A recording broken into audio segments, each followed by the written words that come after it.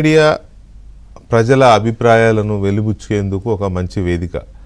అందులో ఎవరికి సందేహం లేదు. ప్రపంచవ్యాప్తంగా ఇవాళ సోషల్ మీడియా వివిధ రూపాల్లో, అది ఫేస్బుక్ కావచ్చు, ఎక్స్ కావచ్చు, ఇన్స్టా కావచ్చు, యూట్యూబ్ కావచ్చు, ఇంకా వివిధ చాలా ప్లాట్ఫామ్స్ ఉన్నాయి. కొన్ని ఫెమిలియర్గా ఉన్నాయి, కొన్ని ఏమో చిన్న చిన్న ప్లాట్ఫామ్స్ లాగా ఉన్నాయి.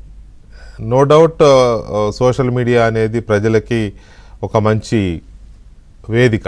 వాళ్ళ అభిప్రాయాన్ని షేర్ చేసుకోవడానికి, లేకపోతే వాళ్ళ సుఖ సంతోషాలని, బాధని, ఆవేదనని, అలాగే వాళ్ళలో ఉన్న ఒపీనియన్స్ని ఎప్పటికప్పుడు, అది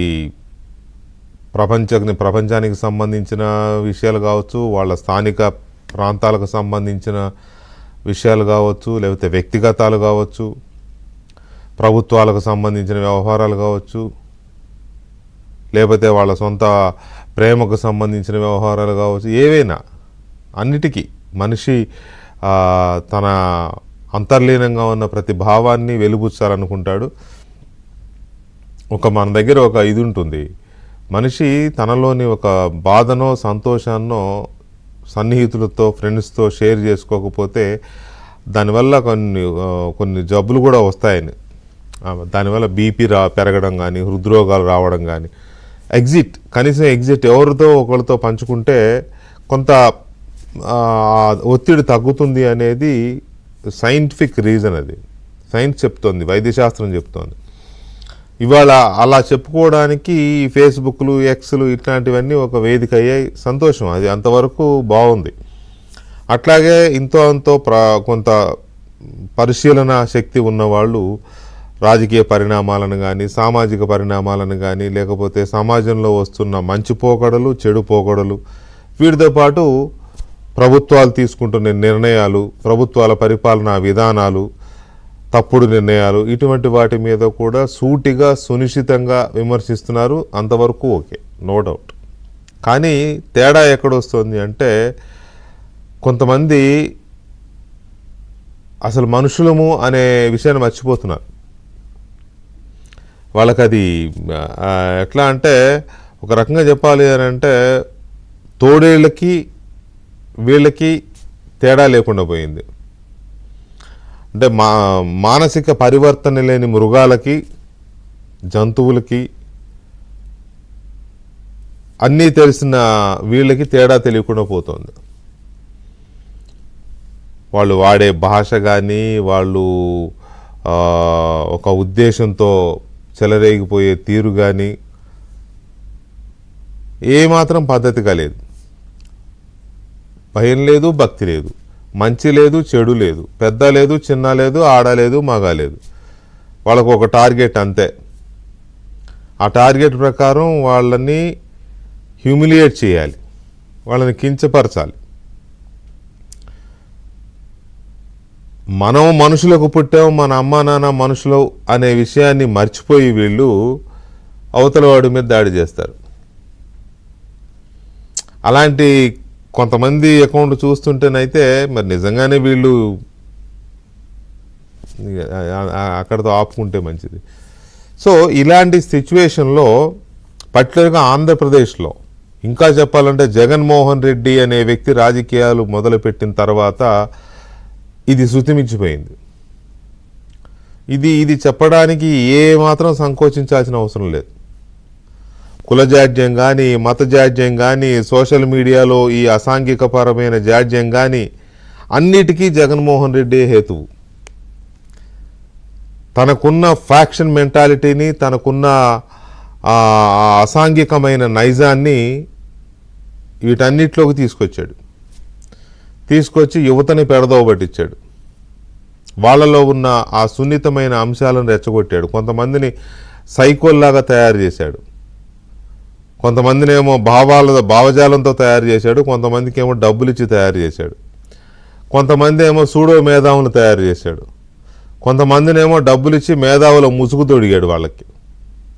వీళ్ళందరూ తోడేళ్ల గుంపులాగా ఇప్పుడు సమాజం మీద పడ్డారు. వాళ్ళు ఏదో ఒక పార్టీనో, ఒక కులాన్నో, మతాన్నో టార్గెట్ చేస్తున్నాం అనుకుంటున్నారు, కానీ వాళ్ళకి తెలియకుండా వాళ్ళే మొత్తం రాష్ట్రాన్ని నాశనం చేసి పడేస్తున్నారు. వాళ్ళకి మంచికి చెడుకి తేడా తెలియడల్లా. అరే ఇది తప్పురా అంటే తప్పైనా సరే మా ఓడు చేసింది కరెక్ట్ కాబట్టి మీరెవరు మాట్లాడద్దు అంటారు. ఆ జాడ్యం కాస్త ఇప్పుడు తెలంగాణ కూడా పాకింది. తెలంగాణ కూడా పాకింది. నిజమే, రాజ్యాంగంలో ఆర్టికల్ 19 క్లాజ్ 1 ప్రకారం ఉంది, భావ ప్రకటన స్వేచ్ఛ ఉంది. కానీ చాలా క్లియర్గా ఉంది అందులో భావ ప్రకటన స్వేచ్ఛ కూడా రెస్ట్రిక్షన్స్ ఉన్నాయి. అది just take it for granted కాదు. భావ ప్రకటన ఫ్రీడమ్ ఆఫ్ స్పీచ్ అనేది టేక్ ఇట్ ఫర్ గ్రాంటెడ్ కాదు.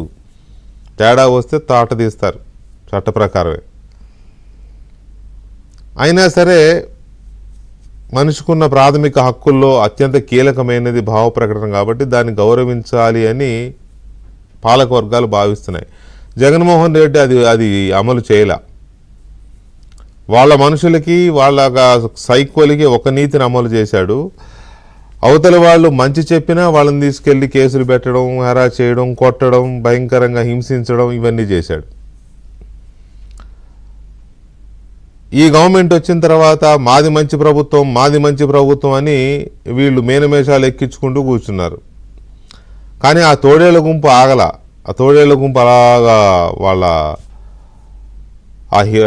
అంటే మాటల హింసని కొనసాగించాయి.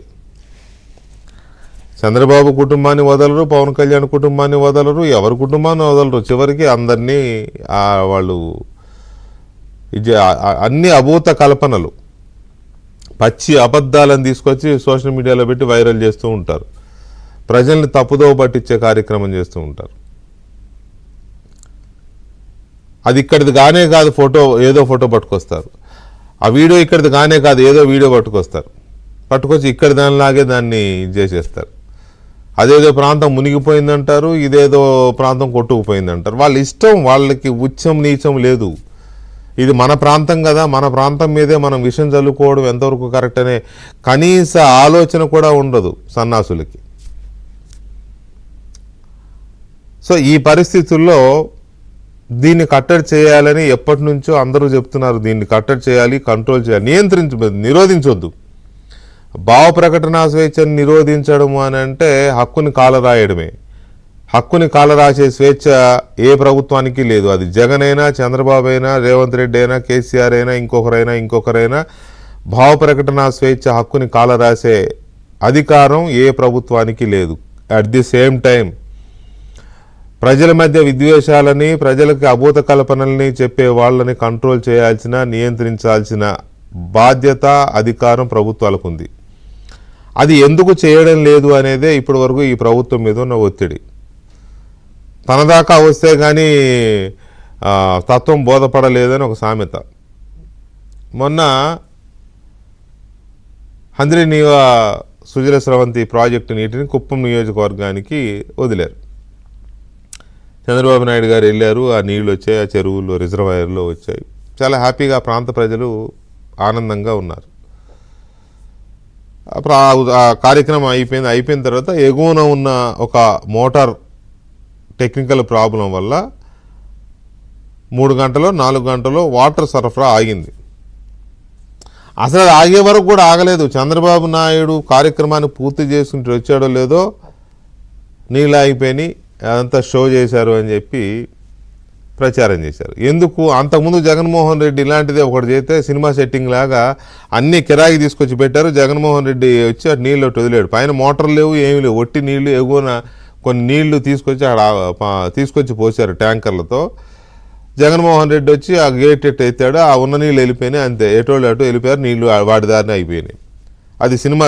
తర్వాత ఆ నీళ్లు తెచ్చినవాడు వాడి ట్యాంకర్లు వాడు తీసుకుపోయాడు, గేట్లు పెట్టినవాడు వాడి గేట్లు వాడు వీక్కుపోయాడు. అది ఆ రోజు జరిగిన సినిమా.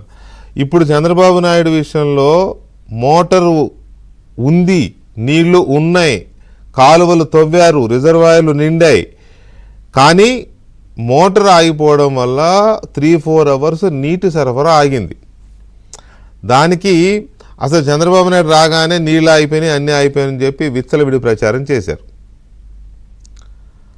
ఇప్పుడు చంద్రబాబు నాయుడు గారికి ఎక్కడో కాలింది. అసలు ఏంటిది అని చెప్పి ఆరాధిస్తే మొత్తం డిపార్ట్మెంట్ అన్నీ ఇట్లాగే చేస్తున్నారండి అనేసరికి ఇవాళ క్యాబినెట్లో నిర్ణయం తీసుకున్నారు. ఈ సోషల్ మీడియాని కట్టడి చేయకపోతే ఎలా చేయాలి, అన్నిటికీ లోబడి కట్టడి చేయాలి, దానికి సంబంధించి చేయండి అని చెప్పి 4 మంత్రులతో, సమాచార శాఖ మంత్రి, తర్వాత పౌర సరఫరాల మంత్రి, రెవెన్యూ మంత్రి అండ్ వైద్య ఆరోగ్య శాఖ మంత్రి, హోంమంత్రి, వైద్య ఆరోగ్య శాఖ మంత్రి, పౌర సరఫరాల మంత్రి, సమాచార శాఖ మంత్రి, 4తో ఒక కమిటీ వేశారు. వీళ్ళు దీన్ని స్టడీ చేసి ఒక నివేదిక ఇస్తారు. తర్వాత చట్టానికి సవరణలో లేకపోతే కొన్ని నిర్ణయాలు తీసుకోవాలి, ఖచ్చితంగా తీసుకోవాలి. అట్ ది సేమ్ టైం భావ ప్రకటన స్వేచ్ఛ హక్కుకి ఎక్కడా కూడా విఘాతం కలగకూడదు. ఈ రెండింటిని బేరీజు వేసుకుని ఈ రెండింటిని సమాంతరంగా తీసుకెళ్లాల్సిన బాధ్యత ప్రభుత్వం మీద ఉంది అనేది ఒకటి. తర్వాత మొన్న మోటార్ చెడిపోయింది, నీళ్లు కొద్దిసేపు ఆగినాయి అని మీరు అంటున్నారు, నీళ్ళే రాలేదని వాళ్ళు వైరల్ చేశారు. అసలు ఆ మోటార్ చెడిపోవడం కూడా ఒక కుట్రే, దాన్ని కావాలని చెడగొట్టారు ఎవరో అనే ప్రచారం కూడా ఉంది. దాని మీద కూడా ఎంక్వైరీ వేయండి చంద్రబాబు నాయుడు గారు. ఎందుకంటే అలాంటి గనులే వీళ్ళు, ఏదైనా లేపేస్తారు, ఏదైనా చెడగొట్టేస్తారు. కాబట్టి దాని మీద కూడా ఎంక్వైరీ చేయాల్సిన అవసరం ఉంది. సోషల్ మీడియా మీద ఏం జరుగుతోంది, ప్రభుత్వం ఏ నిర్ణయం తీసుకోబోతోంది, అలాగే లిక్కర్ స్కామ్ మీద సజ్జల రామకృష్ణారెడ్డి గారు ఇవాళ మాట్లాడారు. బహుశా నాకు తెలిసి తొలిసారి ఆయన ఇంతవరకు లిక్కర్ స్కామ్ మీద ఎక్కడ మాట్లాడాల. ఎందుకు మాట్లాడంటే ఆయన కొడుకు పేరు వచ్చింది ఇవాళ. ఆయన కొడుకు పేరు వచ్చేసరికి స్కామ్ మీద మాట్లాడాడు. సేమ్ నిన్న కవిత గారి లాగానే కాళేశ్వరంలో అవినీతి జరిగింది, స్కామ్ జరిగింది, కాకపోతే మా నాన్నకు సంబంధం లేదని ఆమె అట్టయితే స్కామ్ జరిగిందని చెప్పిందో, ఈయన కూడా అట్టే లిక్కర్ స్కామ్ జరిగింది కానీ నా కొడుకు ఏం సంబంధం లేదు అని ఎండార్స్మెంట్ ఇచ్చాడు ఆయన. సో దాని గురించి కూడా చర్చిద్దాం ఒక చిన్న బ్రేక్ తర్వాత.